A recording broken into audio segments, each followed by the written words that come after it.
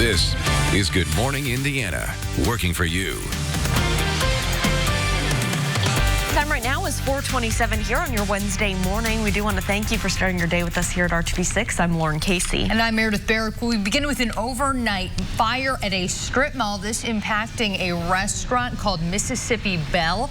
The interesting thing, though, was no one was inside at the time of this fire. Investigators still trying to figure out what started it. A couple of businesses there damaged. This is on 54th Street. Yeah, this is up on the north side of town, the area near Keystone there. And there was some damage to a few of the other buildings, or I guess you could say shops, along the strip mall. But the main one, as you said, was Mississippi Belle. So we're going to be checking in as they investigate the cause of this fire. But thankfully, again, no one there was hurt. Another story we want to talk about today is flu shot season and flu season. So it's finally starting to feel like fall out there with the cool temperatures, but you may not be thinking ahead to the flu just yet. Right, but experts say you should get your flu shot by the end of October, so you have a few more weeks left in that window to get it done by the end of the month. Obviously, clinics will be happening throughout the next few months in order to make sure you remain healthy this flu season. There were a few flu clinics over the past few days here in central Indiana, and there are more coming up. So our Kelsey Anderson is exploring who is at most risk for the flu, who needs to get these flu shots, and where you can find flu shot clinics in your community. That's right. It only takes a few seconds really to get that flu shot, and you know that you're not only helping yourself, but a lot of other people, at those at-risk people that we'll be talking about today. So speaking of the fall weather and things cooling down, we want to bring in Alyssa Donovan and then talk about what we can expect out there today. Yesterday, so nice. It was beautiful yesterday, and we're really going to cut and paste yesterday onto today. We'll climb a little bit more with those temperatures, but we're starting about the same with those temperatures in the 40s and 50s this morning. We'll fall a few degrees here in Indianapolis as well as the other areas as we head through the morning before we start to climb this afternoon. By noon, we'll be into the mid-60s. You will see those temperatures climb very quickly. 76 for our high today. Clear and sunny conditions, light winds. It's a bit above average, but really a beautiful fall day, and we are going to continue climbing tomorrow. Then we have showers and thunderstorms Friday before we see those temperatures plummet on Saturday. We're going to see those highs only into the upper 50s. All right, Alyssa, thanks so much. Well, we do want to talk about something else that's happening in the Hoosier State, and that is mobile sports betting. Yeah, a lot of people put their money on the Colts this past Sunday when they played Kansas City. Yeah, cha-ching. They made the right move. Yeah, they made a lot of money off of that. So we sit down with the folks from DraftKings about this new mobile sports betting that is offered here in the Hoosier State. We're going to learn more about that, plus news, weather, and traffic here to kick off your Wednesday morning. This is Good Morning Indiana, working for you. Coming up on Good Morning Indiana, a school superintendent is stepping down amid controversy with a football coach, why parents and teachers are frustrated with how the board is handling the issue. And multiple businesses damaged after a fire at a north side strip mall. What we know about that fire investigation. And the woman accused of murdering her 10-year-old stepdaughter will be in court today. What she is expected to use as her defense in the case. 4:30 on your Wednesday morning. Thanks for joining us. I'm Meredith Barrick. And I'm Lauren Casey. Alyssa Donovan is with us as well this morning talking about your Wednesday forecast. And we've really lucked out so far this week, Alyssa. Yeah, we've seen some beautiful weather, and we're going to continue seeing that for most of the week before we see those changes. Friday afternoon, looks like that system is actually slowing down a little bit, so we are likely just going to see that on Friday. Not too much activity on Saturday, which I know you're happy about. Yes. And I have homecoming, and so I'm very happy. So yeah. a lot of people, no matter what football game you are headed to across Indiana, you're going to be happy, right? Saturday is good. Don't quiz me on that later, but as of now, it looks good. Today is going to be another beautiful fall day. We're starting a little cool this morning. 48 in Lafayette, 54 right now in Indianapolis. Those temperatures still falling, though. We'll likely be into the upper 40s here in Indy over the next couple hours as well. It's 46 in New Palestine, 48 in Castleton, 45 right now in Greenwood. We could see a few 30 degrees on those maps for those areas that are in the low 40s right now. Still seeing those temperatures fall off, and that's just because of those clear skies we're seeing over the area. That is due to that that ridge of high pressure still in place today. Now off to our west, we do have a low pressure system that's building. That's over Montana right now, but that is going to bring us that potential of showers and storms as we head into Friday. Today, starting clear and cool again, temperatures climbing into the mid-70s. All right, Alyssa, thanks so much. We're keeping a close eye on traffic this morning. Here's a live look at I-65 and Lafayette Road on the northwest side. Looks like traffic in this area is moving along just fine. You can see we do have some road construction here. The orange barrels in some of the travel lanes, but not slowing you down too much in this early hour. So we'll continue to monitor this spot and keep you updated. Let's take a turn right now down to the southeast, I-465, a little west of Emerson Avenue. Traffic in this area is already picking up early this morning, but it's traveling just fine. We'll keep an eye out for any crashes or delays throughout the day. Breaking news overnight as fire officials are working to find what caused a fire inside of a strip mall on the north side. The scene unfolded near 54th and Keystone around 1 this morning. Investigators say most of the fire damage was to the restaurant Mississippi Belle. The restaurant closed last night and no one was inside at the home at the time. A few other businesses did have some smoke damage, but no one was hurt. The superintendent of Northwest Hendricks School Corporation has resigned. The school board accepted Mike Springer's resignation at last night's school board meeting. Springer is not saying why he's leaving, but the decision comes amid a criminal investigation into Tri-West football coach Tyler Bruce, who was accused of sexual misconduct with a student. Call 6 Investigates has been following the case for months now. Springer recommended that the board fire Bruce, but the board decided to keep him. Many parents, community members, and even staff brought up the issue. But what is hard is to see that the place I work at is going through this, and that no one has taken a stand to try and resolve it. It just looks like we're just shoving it under the rug. And my daughters are like, Mommy, why are you still working there? I don't understand it. Wrong is wrong. This is wrong. Protect your teachers, protect your students, and get the bad ones out. It's corrupt. Bruce has not been criminally charged and denies any wrongdoing. Springer also recommended the board terminate 2 other school employees in connection with the situation, but the board went against that recommendation as well.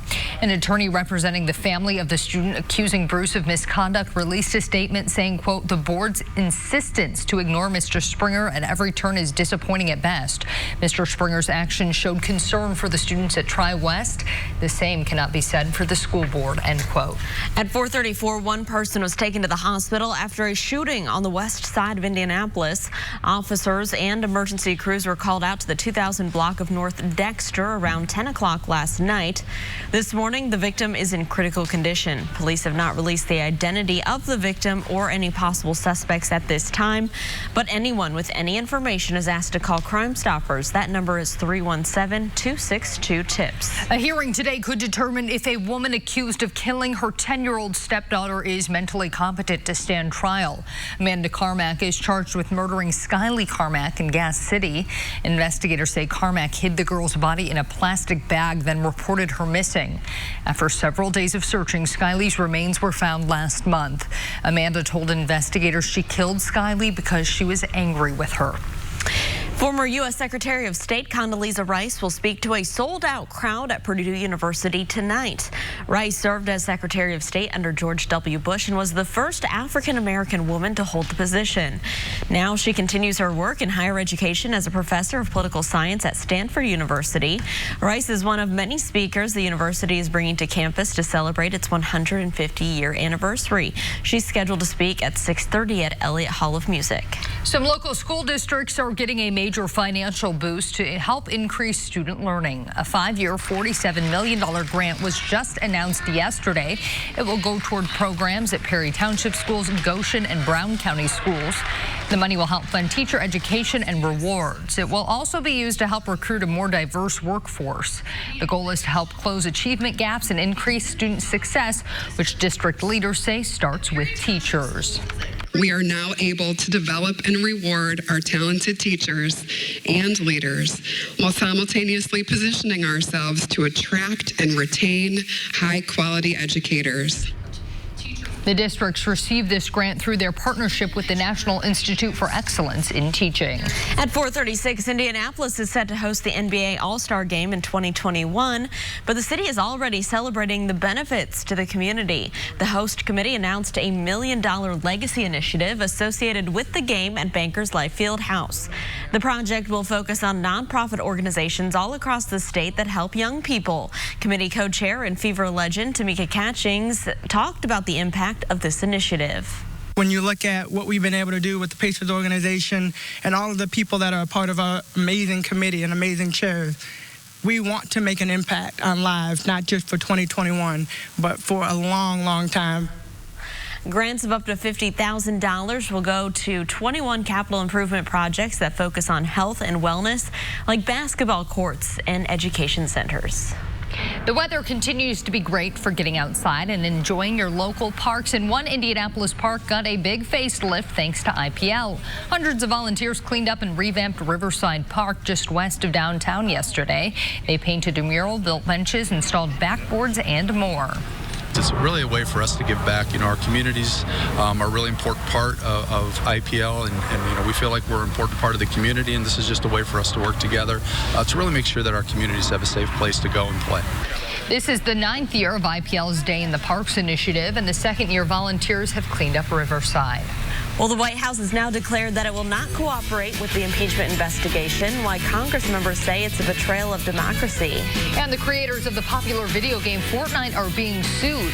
Why the lawsuit claims the game is as addicting as cocaine. Alyssa. Another beautiful fall day on tap. Temperatures climbing just a little bit more. We do have some changes as we head through the 7-day forecast. I'll have all the details coming up.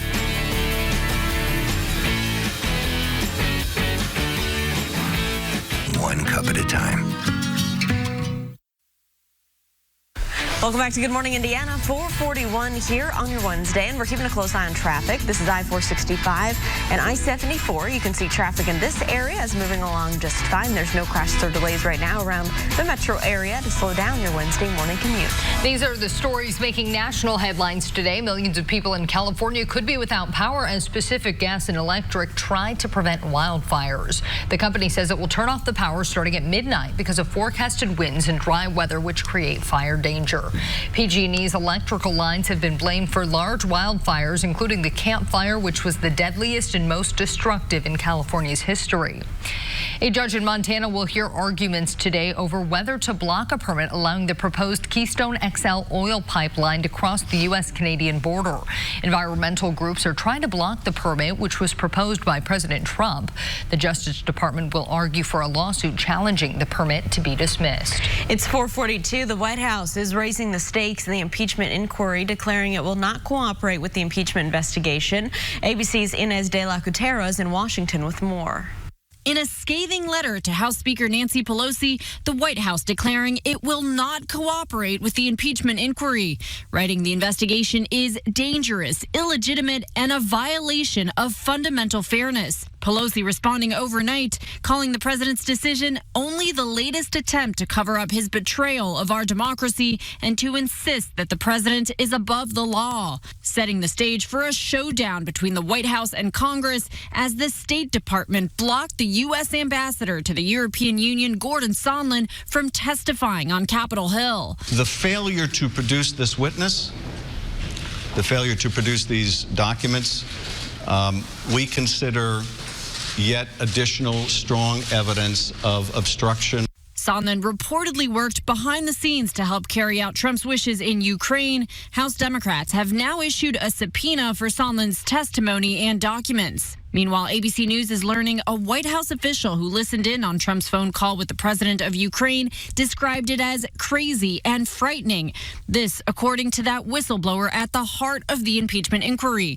According to a Washington Post Schar School poll, 58% of Americans now support impeachment, up from 37% in July. But the president's strongest supporters are still standing by him. What we see in this impeachment is a kangaroo court, and Chairman Schiff is acting like a malicious Captain Kangaroo. Both sides now gearing up for a long fight, with the White House tapping former South Carolina Congressman Trey Gowdy to serve as outside counsel to the president during impeachment proceedings. Inez de la Cuetara, ABC News, Washington. The 5th Democratic presidential debate is officially on the calendar. The Democratic National Committee announced the event will be held in Georgia on November 20th. At least 8 candidates have already qualified, including former Vice President Joe Biden, Senator Elizabeth Warren, and South Bend Mayor Pete Buttigieg. The debate will be hosted by MSNBC and the Washington Post. Before that, candidates will face off in the 4th debate held on Tuesday of next week. That debate will be hosted by CNN and the New York Times in Ohio. Here in central Indiana at 4:44 a.m., Alyssa Donovan has our forecast. And it's going to be another beautiful fall day. Those temperatures just a little bit warmer than what we saw yesterday by this afternoon. It's 54 degrees right now to start, but those temperatures are still falling a little bit, and that's due to those clear skies that we're seeing across the area. That clear conditions is going to stick with us throughout the day. We could see just a little bit of cloud coverage for some of our southeast counties, but for the most part, that high pressure still remains in control, and it will be in control tomorrow as well. Throughout the morning, still dropping off with those temperatures. So as you head out the door, going to be a little bit chilly outside, expected to drop to about 48 degrees yet here in Indianapolis, 45 in Kokomo, 45 in Muncie, and 45 in Richmond before we really start climbing. By the noon hour, we'll be into the mid-60s. So we're going to climb very quickly, and that's due to that daytime heating, that sunshine and clear skies that we're going to see. Mostly clear throughout the day, just a little bit of cloud coverage for some of our southeast counties will creep in.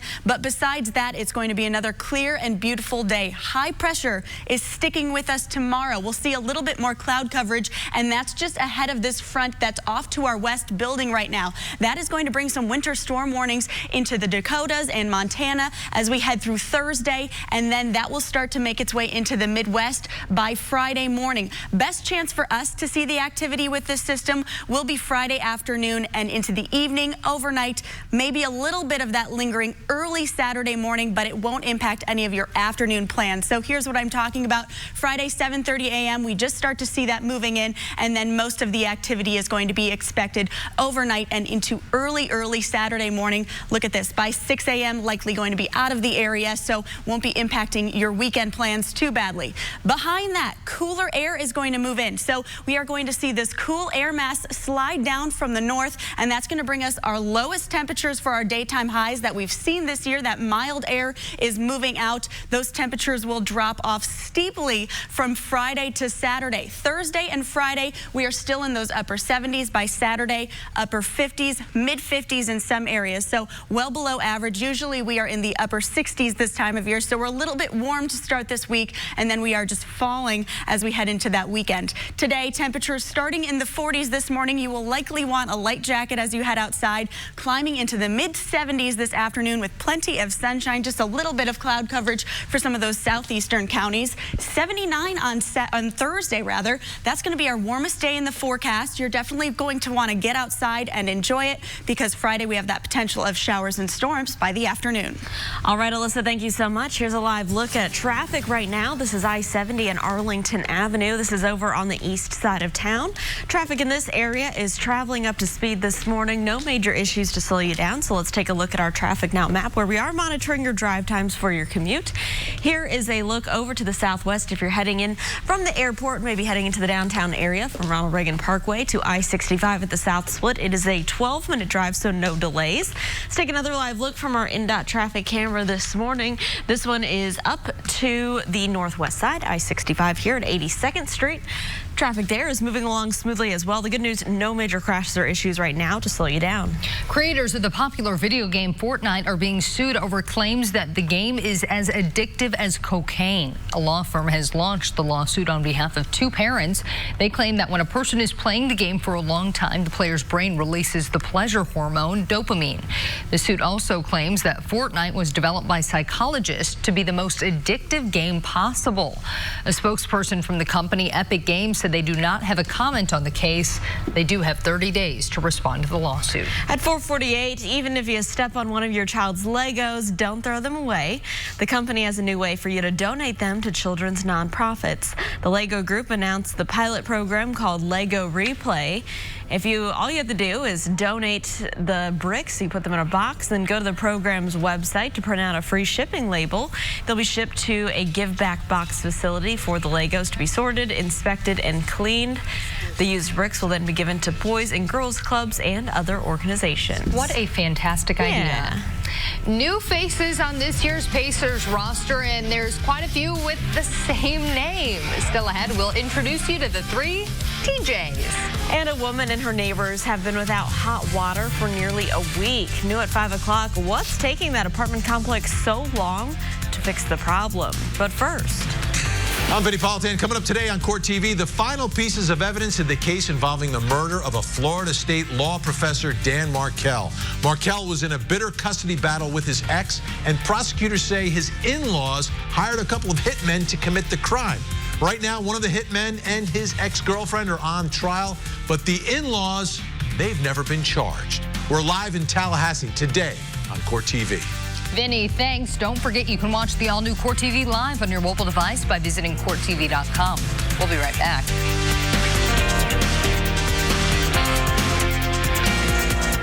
Bounce out wrinkles anywhere.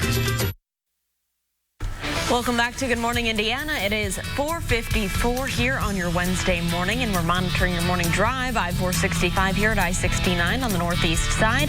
Traffic's still pretty quiet in this area, and traveling up to speed. We'll keep an eye out for any crashes or delays. The Pacers are back home from their trip to India and back to work, and there are plenty of new players on this season's roster, but one name will keep coming up more than others. Dave First introduces us to not one, not 2, but 3 TJs.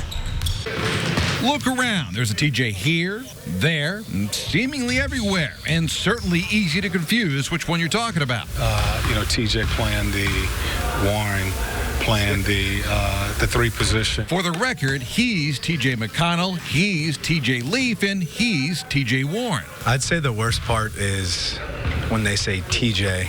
You see 3 heads turn like this. Is coach yelling TJ and then all 3 of you guys? Everyone yells TJ and all 3 of us look. We got to work on that. We got to fix something. Using last names might be the easiest way. Consider, too, their shots are different. Which TJ has the best looking shot? I mean, I don't know if you're watching the game in India, but TJ Warren was killing. It looks like TJ Warren. For sure, me. The best looking shot? Oh, yeah. But the man who might have the toughest job in keeping it all straight might be the one who'll have to do it for you. Who knows if this will ever happen, but there could be a TJ to TJ to TJ moment during a game. They actually don't have the same first names because it's Timothy John McConnell, it's Anthony Warren Jr., and it's Ty Jacob Leaf. You are the only guy in America that could rattle that off, by the way. That's impressive. I'm a savant. I'm good at one thing. So, what's in a name? How about a father's strong foundation? Leaf's dad, Brad, played at Evansville. I mean, he's the reason I played basketball. I mean, he was coaching, so I was always in the gym. I was born in Israel because he was playing over there. McConnell's dad, Tim, is a longtime high school coach in Pennsylvania. Every day out here is kind of a nod to your father, isn't it? Yeah, I mean, everyone's like, you play so hard. But when you're taught to do that from such a young age, it's just natural. And Warren's dad was the first Warren to play at NC State. He's the main reason I went to NC State. I remember being really young and being a fan of the Wolfpack. I already knew where I wanted to go. Even in the NBA, family matters, and especially in the preseason, where adjustments are truly the name of the game.